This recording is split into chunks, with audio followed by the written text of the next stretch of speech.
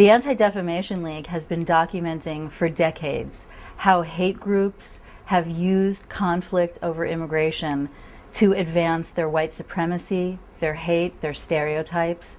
And now we're concerned that the exact same rhetoric is moving from the hate sites to the nightly news, coming out of the mouths of some politicians, opinion elites, and even, we're afraid, around the dinner table.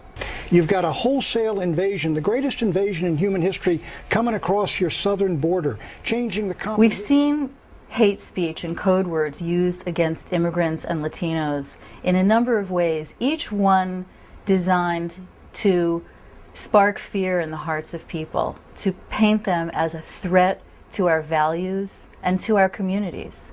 And there are four main themes we see. The first is the sense that immigrants are an army of invaders. They're coming here to attack our way of life, to subvert our values. And it puts the suggestion in people's minds that they are a threat and something communities should rise up against. You say that the greatest invasion in history, the third world, et cetera, talking about the invasion at our borders, and I agree with you. We are in a war with Mexico right now. They're the only ones fighting it, of course. It wasn't just a dozen folks who are ensconced in the ivory tower who believe that the Southwest is Azatlan and it belongs to them. We're looking at 10% more people here in 10 years than we have now, all foreign nationals. I think it is almost inevitable. If we do not put a fence on that border, I agree with you're going to have 100 million Hispanics in the country, most of them new immigrants from Mexico, which believes that belongs to them. The second theme is one of dehumanization.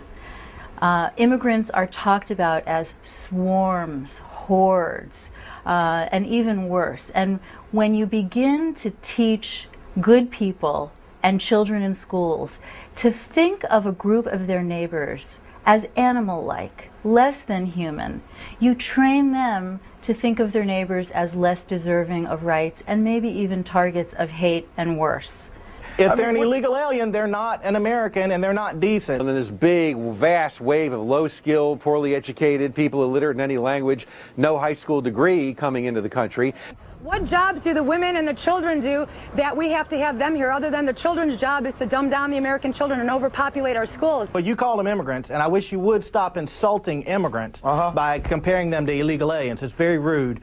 The next theme is the sense that immigrants bring crime and disease.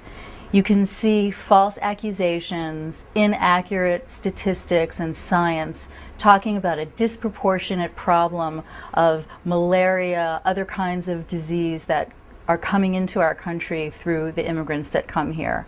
And then you instill in good people a sense of threat to their basic well-being, the public safety. Now immigrants are a public health risk. The number of illegal immigrants in our prisons was increasing and the financial burden rising. 3 of our reports covered rape or sexual predators in the context of illegal immigration in this country. Now they're importing drugs and illegal aliens. 7,000 cases, active cases of leprosy. The number of cases of leprosy in this country. One of the reasons we screen people coming into this country is to deal with communicable diseases like leprosy, disease or other illnesses, and illegal aliens. And the fourth theme we're seeing is a conspiracy theory, and that is that Mexican immigrants come to the United States to reconquer the Southwest and take back land that had once belonged to Mexico.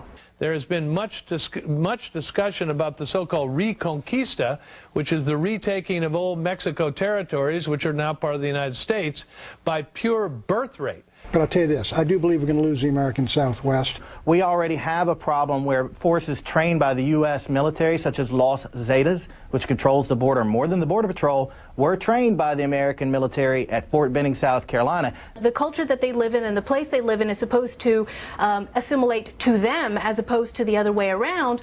You are going to end up with a balkanized country, and that's what we have. But as far as I'm concerned... You know what, Pat? We are in such denial. You think that training these people with arms and demolitions is a good idea? You got 60% of the people in Mexico that feel that the United States shouldn't even control the Southwest United United States, and you're going to train them in arms and explosives? Bet the French are glad they didn't do that before the illegal aliens started burning half the country over the last 2 years. So, man, if you look at the Mexican consulates that are active political lobbyists who've entrenched themselves in the American mainstream and who have succeeded in blurring the lines between illegal and legal immigration, yes, there's a plan. I think that there's a huge number of folks contiguous to Mexico. Our ancestors came across the seas, and they've got their own language, their own culture. They don't want to be Americans.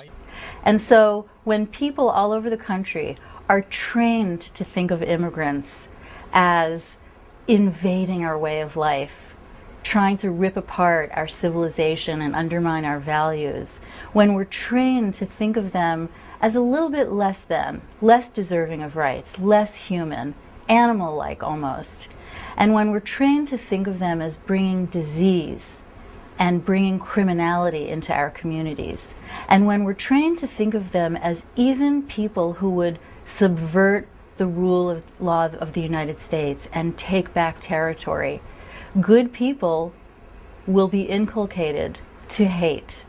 And the suggestion is not that implicit that maybe communities should take matters into their own hands. And my gosh, we better wake up soon.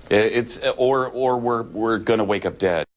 The Anti-Defamation League is exposing these trends and this rhetoric because words have consequences. There is a direct connection between the policies we have in our society, the words of leaders, and the daily lives of minority communities and immigrants. And unfortunately, we have seen hate crimes against Latinos, Asians, and other immigrants on the rise.